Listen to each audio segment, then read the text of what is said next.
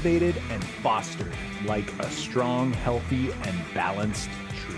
Most school districts that are underperforming in math are most likely impoverished in at least one of the 6 areas we're going to discuss in this episode. So stick around to learn how you can build your healthy tree so it stretches far, wide, and produces quality fruit and seeds that will strengthen the next generation of students. Oh, here we go.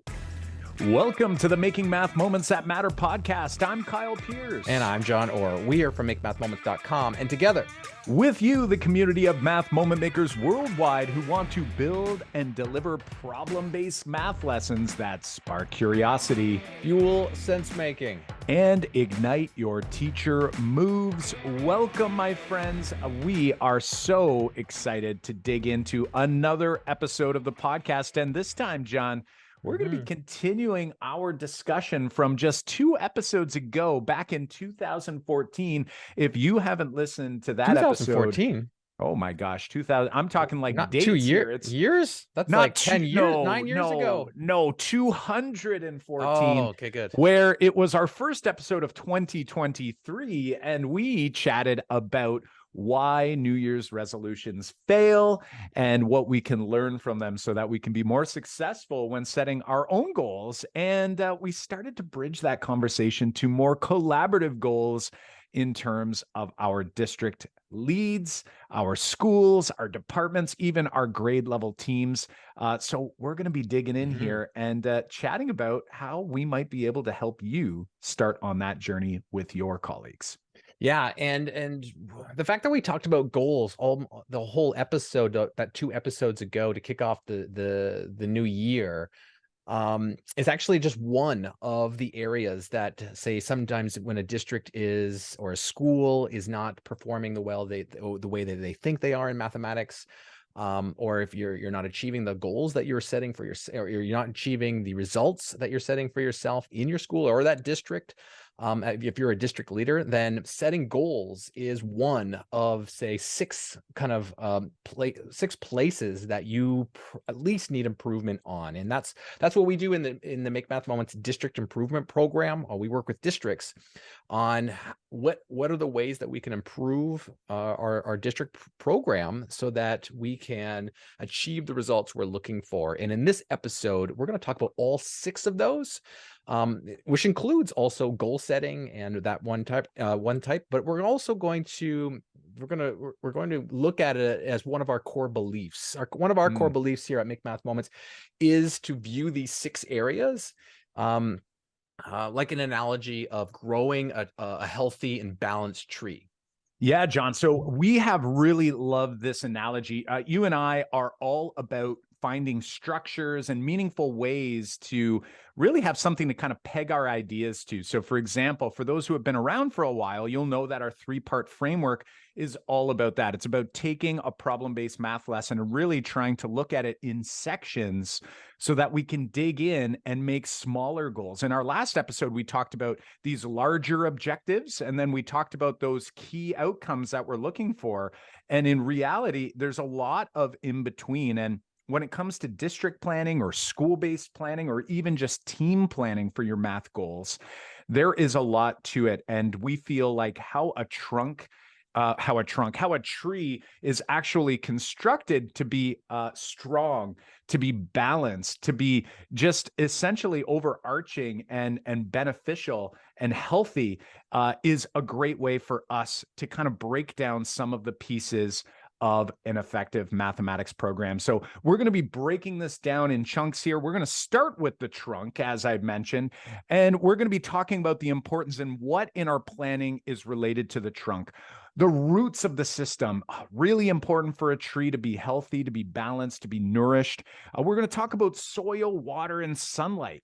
The limbs of the tree, these are like the larger branches of the tree, the ones that are more structurally sound than, say, the little branches. And then we're going to be talking about the leaves to fill out the canopy. So we've got sections of a tree, and really what we want you thinking about, especially if you're commuting to work or you're on that run or you're doing the dishes, is just kind of going with us on this journey and visualizing that tree. For those of you who are on YouTube with us, you'll see we've got an image of a tree here. And John, why don't we start with what we think is, and let's be clear, the tree, all these pieces are important. Like they all depend on one another. So it's hard for us to say. It's not like you have to build the trunk first and then worry about the roots, or then build the trunk and then worry about, really all of these things are growing together, but we're going to, sort of chop them up and chat about them in terms of how and what will be connected to each of those pieces. So get us going here with the trunk. What are we representing when we look at the trunk of the tree? Yeah, the trunk for us is leadership, and this kind of goes back to the last episode because we talked about setting goals in that last episode, and this is where we work with the leadership. When we work with districts on improving their math program, we spend a good chunk of time understanding how the leadership functions in goal setting, and this is, we have a number of activities that we put our leadership teams through so that they are setting those objectives and trying to list the key results, so that we can hit the goals that we're setting for this year. And like, how do we do that? How do we structure that? Because the trunk represents this leadership, because without that strong and capable leaders, nobody knows the vision of the district or why it's important to make that vision a reality. If we don't know these things, then the leaves fall off, or all of a sudden branches aren't as healthy anymore. Like all the other pieces of the tree are not as strong without that strong leadership. So when we work with districts to help improve the trunk or their leadership, we often kind of go through some questions like, how often are we communicating our goals? Have we set goals this year? What do those goals look like? How specific are they? How obtainable are they? Are they measurable? We help districts kind of do all of that, just like we talked about in the last episode. So kind of like, if you went back and if you haven't listened to the last episode, this would be a great opportunity actually to hit pause right now on this one and go listen to the last episode, because that's where we give a ton of like value in the sense of how to set good goals for yourself and for your district so that you can achieve the results. Because that's what we do when we help schools and teams and districts improve the trunk of their tree. I love it. And something I like to kind of envision too. So you've got this tree. I think we all look at it as like this massive tree already. And even the image that's up on YouTube right now, you'll see it's like a fully developed tree. The reality is that for many of us, our tree is not fully developed yet. So it's actually, it's probably more of a growing sapling, right? Where that trunk is there. And I think for our leaders who are listening, keep in mind that just because you don't have that solid plan yet, that doesn't make you any less of a leader. What makes you a great leader is that it's important and it's something that needs to work, that we need to work on. And, I'd like you to envision that tree and maybe envision your plan, whether it be across a school, maybe a grade level team, or maybe it's district wide, and picture like, what stage do you feel your tree is at now? So visualize that. Is it a healthy tree? Is it wilting away? And maybe this might change as you hear the different parts of the tree that we reference. Maybe you'll realize, maybe parts of my tree are actually not as healthy as I may have anticipated. But what I want you to picture right now is that with many of the districts that we work with, and this is not a judgment, it's just a reality of where we are. This is hard work to do something over a long period of time, like a district improvement program. What we find is that the tree is actually in very early development stages. And really what our team tries to do is we actually act like the stake. So if you've ever planted a tree, you're going to put that stake in the ground. It's going to be probably one of those metal or iron poles that gets in there, and it's nice and strong because we want that tree to be tied to that stake so there's support. And that's what you're picturing right there, is you're picturing this trunk growing upward, straight and strong, with right next to that stake. It's not the stake doing all the work. The tree's still doing the work, but the stake's there to guide and support along the way. And that's what we envision when we begin working with our districts. Now, as that work is happening, keeping in mind, we can't just focus on leadership. We have to start thinking about, okay, what is going to actually support the leadership team? What is going to support our work? And this is where we're going to go again, not hierarchical here, but I think the next piece that's really important for us to discuss and to really understand as district leaders are the roots of this tree, because they're a little harder to see. They're under the ground. They are, and with some trees, right, I'm sure many know, is like those roots actually span for some even miles, right? There's like miles of roots under there, and they're actually spreading across large distances. They're digging and trying to find, where is that water? Where are those nutrients? And how can I essentially grab on to ensure that I'm supporting the weight of that tree as it continues to grow? So in the math world and in the district improvement program world, we like to think of the roots as math content knowledge and what it means to be mathematically proficient. We feel like those are really core understandings, things that we need in our root system that aren't always obvious. So some of the questions we might ask some of our district leaders are like, what does it mean to be mathematically proficient in your mind? And I'm talking straight up, like, John, if you're the superintendent, what does it mean to you? And then the question we often ask is, if you were to ask another person on your leadership team what it means to them, would it sound the same or would it sound different? Would it be similar or very far apart? And then as we move out from that team and we start asking educators across your system, what are they going to say? When we ask students across your system, parents, trustees, what are they going to say when we say mathematical proficiency?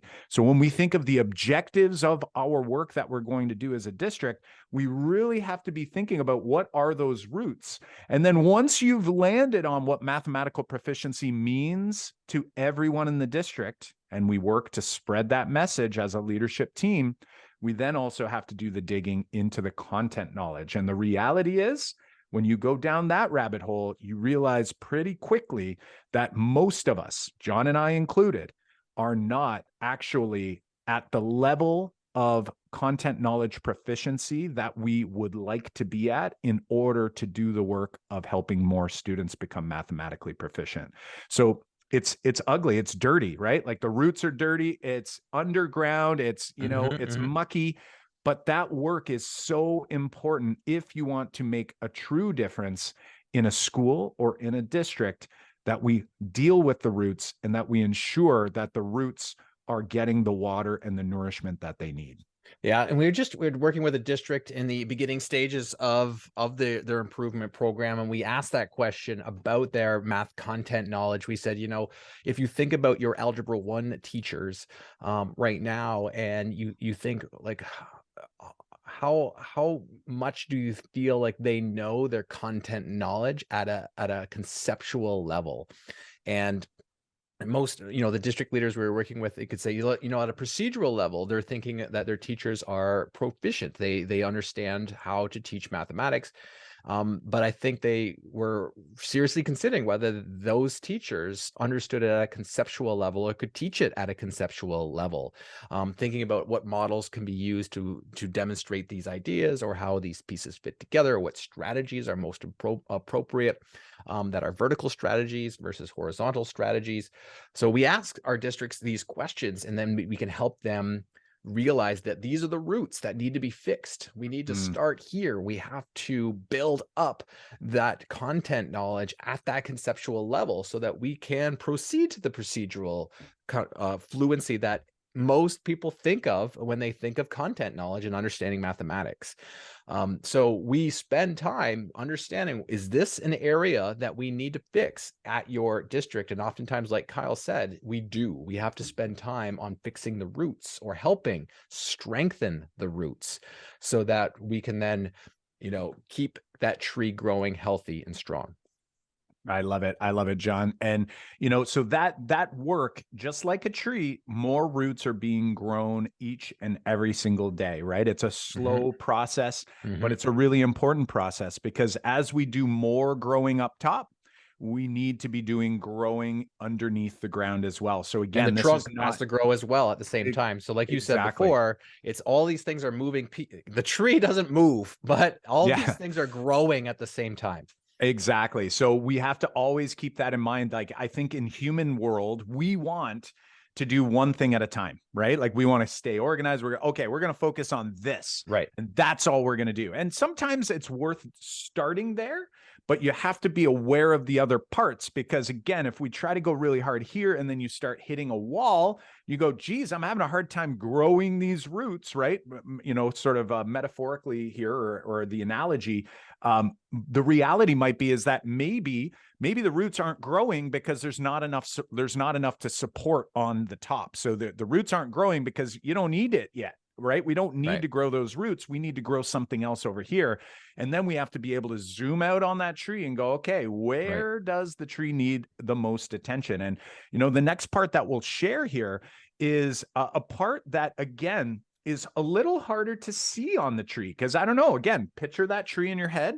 If it's a nice, healthy, balanced tree, you're looking at it and you're going, wow, this tree is really flourishing. There's some other parts. You don't see the roots. You don't understand that root system and how healthy that is. And then another thing you may not notice or may not see is the soil, the water, the sunlight. These are like the conditions that allow the tree to grow. It's what it needs to nourish itself. And we like to think of this as the educator mindset and beliefs. So not completely different than the roots, because once again, if we go back to the roots and we think about, wait a second, mathematical proficiency, we're talking about what does it mean to be mathematically proficient? Do teachers in my district think knowing math facts is being proficient, or are there other things that matter there? And the same is true up here when we start talking about the mindset and beliefs. Do our educators actually have the belief that all students can achieve in mathematics at high levels? So this is where pieces like, you know, the mindset, the belief, having your non-threatening classroom environment, like how students feel in your classroom. Do they feel like it's psychologically safe?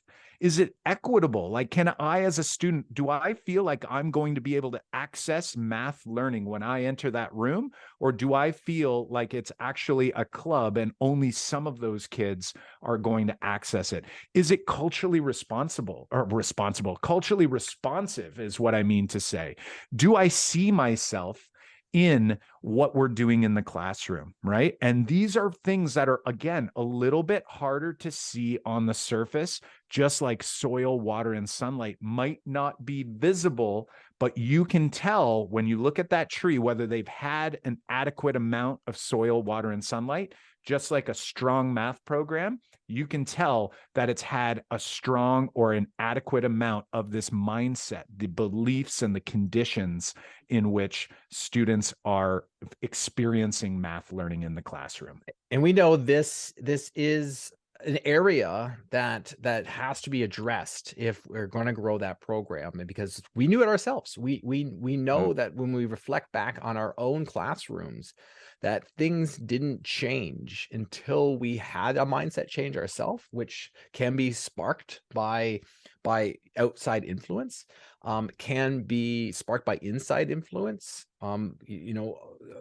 Thinking about your own students and how they are psychologically, or do they feel psychologically safe? Like Kyle said just a moment ago, like we went through our program, like our teaching philosophies have changed because of things that we went through in our classrooms to go, you know what? That's important.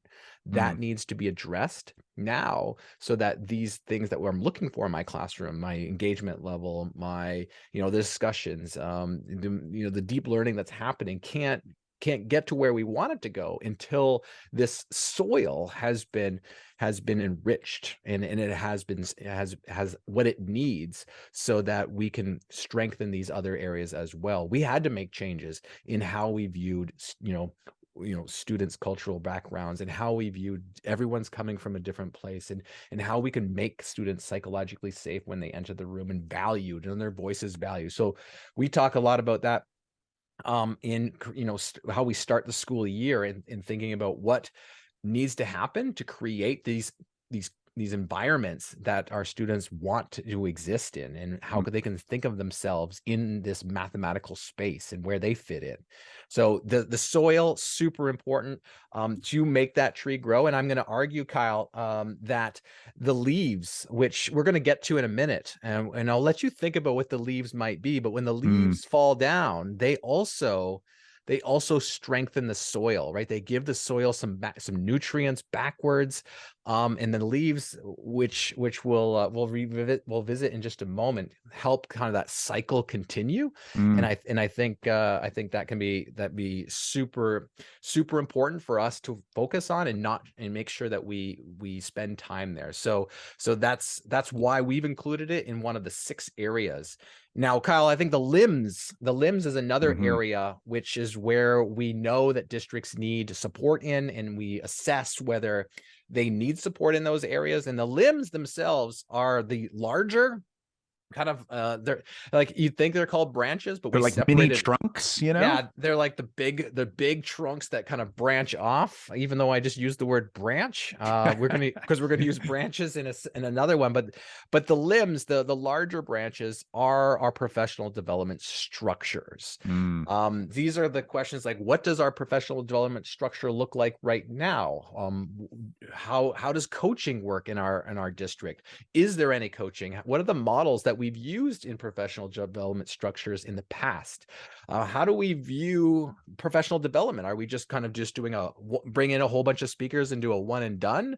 Are we providing support in an ongoing way with our district? What does that look like? That structure is super important when creating this strong and healthy tree. I love it. And interestingly enough, it's like most schools and districts already have some sort of professional development structure that happens. It's like it's always been there. So, right. a new principal comes in and it's sort of like, okay, we'll just keep doing it. It's like the structure's there, but what isn't there, it's almost like you're trying to hold limbs up, but there's no trunk, there's no roots.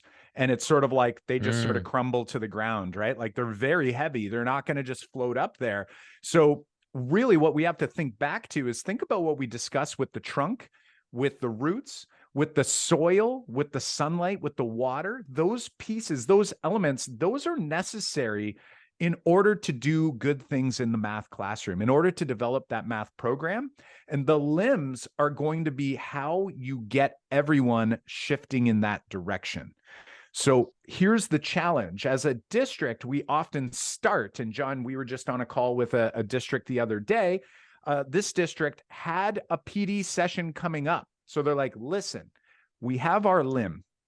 We are not exactly sure what we're going to like send through this limb, but they didn't really have an understanding of the beliefs, of the mindsets, of like where educators are in that journey. They might have had a little bit of an understanding, but did they have clarity across the district as to, okay, we know we don't want educators thinking this way or doing this, right? A lot of districts will say, we don't want them just teaching procedures, right? And you're like, great, that's a great first start. We know that a lot of teachers are.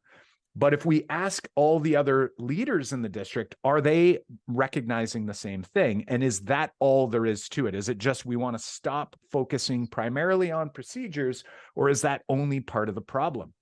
So really what we need to do is all of that work in order for us to now start working and using these limbs, growing these limbs, these structures, so that we can share the learning that we want to get to, the objectives that we want our leaders and our educators across the system to start to see. So like John said, logistics, the planning, the delivery, all of those things are really important in this stage. But what we find is that a lot of districts already have logistics down. They might even have how the delivery is going to happen, but it's like the what we are going to deliver is sort of like hit and miss. And like we discussed in the last episode, if it isn't clear what we're trying to achieve here, that it's actually connected to a greater plan, to a tree, and isn't just a single limb that's leading to a couple branches that are not connected to the greater goal, then it's going to be all for naught. So if your professional learning team isn't inviting your teachers of mathematics into this meaningful story, you're not you're not going to be able to support that work over the long term and create that momentum. So let's talk about, we've got 2 more, Kyle. We've got 6 to talk about. We've talked about 4 already. We just talked about the limbs. We talked about the soil. We talked about roots. We talked about the trunk. Our 5th here is all about the branches, and the branches, which are extending from the limbs, are all about the mathematical, pedagogical, and content knowledge. Is all about the mathematics, pedagogical, and content knowledge of the teachers. This is us understanding that the teacher moves. You know, these are like these elements that we think about in our classroom on a regular basis is actually a piece of our Make Math Moments 3-part framework. What are the teacher moves that we need to think about to push our students to where we want them to go? So that's an important piece. We do work with our districts, and you want to like ask questions like what type of questioning is happening in here? I would say, Kyle, that our assessment policies might be happening in here. What does our classroom outlines, you know, or our structures look like in the room? These are the things that we want to talk about when we talk about strengthening the branches of a tree. I love it. I love it. And really, the reason why we've kind of, again, taken these important parts of the tree, and we've kind of put them as branches, not because branches are any less important than those limbs, those strong PD structures. It's almost like that is what happens when you have effective professional learning, is that you build lots of strong branches. And what you'll see in many schools and many districts is you'll see like what researchers call this pockets of effective instruction, right? And you might have like, let's say you walk down the hall and you're like, wow, in that room, things are rocking over here. Like they're doing a great job. But guess what? It may not been the PD structure that helped them get there. That might just be a go-getter teacher or someone who's spent a lot of time reading on their own or had experiences, and they've come in and they're doing all these great things. The challenge is, though, just like on a tree, if there's only a couple different branches, is that it's not going to lead to a nice, full, well-flourished tree. And the same is true for students. So if you think about a student who goes into their grade 1 experience and they get a really, really great, effective math experience, and it works well for that student, it meets the needs of those students. And then they go into grade 2 and maybe things aren't, really working so hot. And they go into grade 3 and maybe there was like not working so hot. And then grade 4, again, they get this like really effective math program. What ends up happening is the result for that student actually isn't going to be all that different than if they just had that sort of so-so math experience the whole way through. So when we're looking at this, what we want is we need all of those branches to be developed. We need all of these ideas to be building and growing over time so that all classrooms, we're not having these little pockets of success. We're actually having like widespread success across schools, across your entire district. And that is what's going to lead us to a greater level of student success in the end. So leveraging a 3-part framework like ours, the 3-part math framework, that's great. But I'm going to argue that a teacher that does that well and only that well might have left some of the other things out. Like it's not a one and done sort of experience. So this is why we call the branches the math pedagogical content knowledge. Now that's a little confusing. It's like a hyphenated word. It's like being able to, we already talked about content knowledge in the roots. The pedagogical content knowledge is knowing where students are coming from and understanding how the mathematics progresses, which is part of the content knowledge, but I have to also know how to help students get there. That's the pedagogical piece. So the content's important, but the pedagogy is important too, because I could have a doctorate in math development, but if I don't have the pedagogical moves to welcome more students to that learning, to my learning story, then I am not going to be developing all of those branches like we're envisioning on this nice, healthy, nourished tree. Perfect, Kyle. That you've summed up the branches quite nicely, and that brings us to the leaves, which is that the piece of the tree that probably is most visible, right, Kyle? It is Mm. the leaves of the tree are what we, when we walk in as leaders into our classrooms, we're seeing. And you This can is feel it also. Like it's right. like, there's something there. You can almost smell it. Maybe not in the classroom, but a The good tree you can smell, right?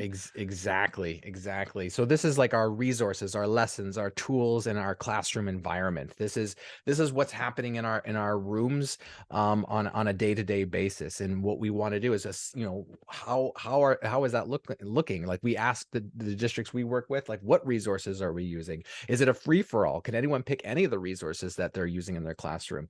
Do those resources help support the branches in the use of those branches, like our pedagogical content knowledge? Are we utilizing that in the resources that we're using in our classrooms? Are we also building up our soil? This is that top part I was talking about, when the leaves fall down, right? When the lessons we're using in our classroom help to create the soil, then we create that cycle. We've got a great lesson that helps build and make our students feel psychologically safe. It makes them feel like they're being, the lessons are culturally relevant. The students are seeing themselves as mathematics. It's the lessons that we're using and the resources in our classrooms that help create that with that pedagogical content knowledge. But that cycles back. So when it comes down to the soil, it builds that up, and then we can do more of that with our lessons and our resources. So we want to make sure that the leaves are strong. How can we change our resources? We use our problem-based lessons on our website to create curiosity, that spark that curiosity, so that we can fuel the sense making in our students and help them develop their own content knowledge at a deeper level. So we have to think very carefully about those resources that we're using in our classrooms so that we can make that tree strong. I love it, John. I love the visual as well. And, if we go back to, again, almost like that consistency and continuing to grow all parts of the tree, if we only focus, like, so for example, if we do things in pockets, right? So if I do one problem-based lesson every week, and I grow that little leaf over here, it's like I have less nourishment hitting the soil and building back into the tree. It's like that effect. And then if it's only happening in some classrooms, this effective teaching, it's like there's not that many leaves on the tree yet, right? So those leaves that fall in the fall, there's not enough nutrition to go back into the ground and sort of keep that cycle going. So I really like that vision. And again, it might start that way. So you have to also envision, like, your tree, there's going to be areas of that tree that are malnourished right now, right? And maybe it's all areas. And what we try to do with districts is we try to help you get started in an area. We can't do it all at once, but we try to get you started in an area that might make sense as a starting point. But then we sort of ebb and flow. We sort of like zoom in and we zoom out. We try to look at the entire tree and go, okay, let's start here and let's make sure we get some momentum going there. We get some growth going there, and then we zoom out. And then eventually, a perfect world, that tree trunk, the balance of the tree, the nourishment of the tree, the health of the tree is so strong that we can like take that stake out, and now that tree is on its own. And maybe it only requires a little bit of pruning here and there. And that might be where, like, less often we come in and we go, okay, you know what? This branch over here, or this limb over here, is sort of, it's like kind of offsetting the tree. Maybe we're going to cut that one back a little bit, and we're going to allow for more growth over here. And that might be maybe you're trying to do problem-based lessons every single day and you're not leaving any time for purposeful practice. Oh, maybe we need to like trim that back and we let this side grow. Because again, the balance of the tree is going to be really critical and really important. And ultimately, at the end of the day, what we are trying to do when we look at the objective of all the work we do in math education is to get the fruit of this tree to grow, and to grow as much of it as we possibly can. And in our mind, that is students being mathematically proficient. And when they, by our definition and by the National Research Council's definition for the 5 mathematical proficiencies, we aren't just saying kids know their math facts. We're saying that they have conceptual understanding, that they have procedural fluency, that they have adaptive reasoning, that they have strategic competence. And this last one, which I think is one of the most important, because if this one does not develop, then I don't think students are mathematically proficient is when they feel that productive disposition towards mathematics. Like when they can see themselves as a math doer and learner, and they see that there's a value in the work that we've done here, and it isn't just a set of rules to memorize, or it isn't just answering problems and coming up with the right answer. We're talking about true mathematical proficiency. And for us, and I'm going to argue probably for all the districts we discuss, we eventually get to there and we go, wow, that is what we want.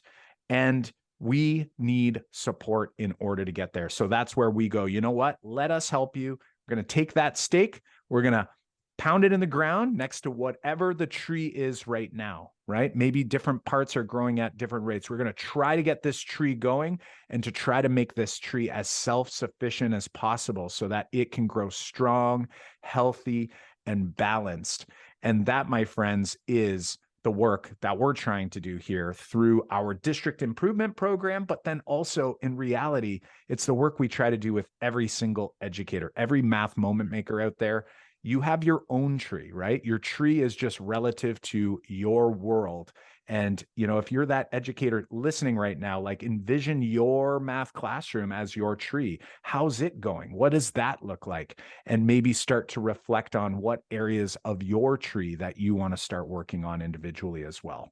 Yeah, Kyle, that makes a lot of sense. And if you think about everything that we've done so far at Make Math Moments has been to strengthen the tree. All the episodes that we've put out in the past, each one of those could be, could be slotted into one of these 6 areas to improve your classroom, your team, your program. All of these sessions at all of our 4 virtual summits over the last 4 years also would fit into one of these categories to help strengthen your mathematics program. So if your team or your school or your district is not achieving the results that it wants, then we know from our experience with working with districts, but also from our own classrooms, that we're floundering in at least one of these 6 areas. So just as a quick overview here, the trunk of the tree is your leadership. This is your vision setting, your backbone. The roots of the tree is your mathematics and content knowledge and what it means to be mathematically proficient. The soil and the water and the sunlight is our educator mindsets and beliefs. The limbs of the tree is our professional development structure. The branches of the tree are our the mathematics, pedagogical, and content knowledge of our educators and our students as well as in there. The leaves of the tree are the resources, the tools, the classroom environment, our lessons, our units that's happening in our classroom. And all that, like Kyle said, is to obtain this great objective of producing fruits and seeds that help kind of make the next generation stronger. I love it. John, this has been an awesome, awesome chat. I've had a blast working with you and our team trying to essentially take all of this work that goes into an effective math classroom and an effective math program as a school or a district and trying to sort of organize it into these different sections. Hopefully you friends at home feel that this is helpful for you to get grounded in this work and sort of zoom in on a part of that tree. What part of the tree? I'd love to hear it in the comment section, maybe in the ratings and reviews section of Apple Podcasts or Spotify or whatever platform you're listening on, or if you're watching on YouTube right now, let us know in the comments, like what part of the tree do you feel is most well nourished? And then start thinking about like what part of the tree do you think that maybe you want to start thinking about a little bit more here as we enter into a new calendar year, but continue through our current school year, at least here in North America, where we're just over the halfway point in the school year. We love to hear your feedback, and we look forward to reading it real soon. And if you want a free assessment of your district tree and your district program, you can head on over to makemathmoments.com/district. From there, you will see how you can access our assessment, which gives you a report on which of the 6 you're doing well at, which of the 6 areas of the tree that you might need some support or strategies in. And that report will also give you your next steps, like what you can do to strengthen those areas up in your district or with your team or with your school. So again, head on over to makemathmoments.com/district, take that free assessment, and you'll be on your way to strengthening your tree. I love it. I love it. Friends, all of our show notes and our resources, including the link to our district improvement program assessment that John just shared, are on the show notes page over at makemathmoments.com/episode 216. That's right, at makemathmoments.com/episode 216. Well, my friends, until next time, I'm Kyle Pierce. And I'm John Orr. High fives for us. And high five for you.